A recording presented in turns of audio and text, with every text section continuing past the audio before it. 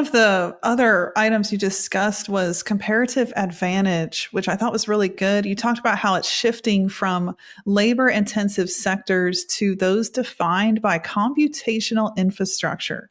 Really well said. So, which countries or regions do you see best positioned to thrive in that switch? I think this depends on how we execute on it, but I think it's clear to me that service-oriented economies, which is basically the West, are in trouble because you're reliant upon almost that lift basis of, the whole Henry Ford, I want to have my workers be able to afford the cars.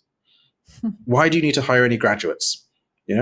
Whereas on the other side, more agrarian or industrial based economies have a comparative advantage there because, like, when you look at the average IQ of the world, it's about 90, and it's mostly an infrastructure and energy equation thing. Like, most of Africa doesn't have the infrastructure and energy to give the schooling to allow people to do IQ tests. It's not a base intelligence thing. But now what happens if, for a cost of a few dollars a month, which is, I don't know, now like 1 million tokens or 1 million words with the new DeepSeek model, you can give every kid in Africa an AI that has 120, 130 IQ. They have comparative advantage, because they can work for almost nothing.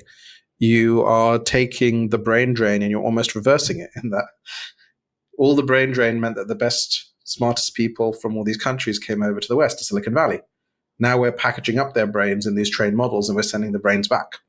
So I think that those countries might have a relative comparative advantage, whereas we will face, I think, massively deflationary pressures within the West, and a question of what do we do with all these kids, graduates, and then rote workers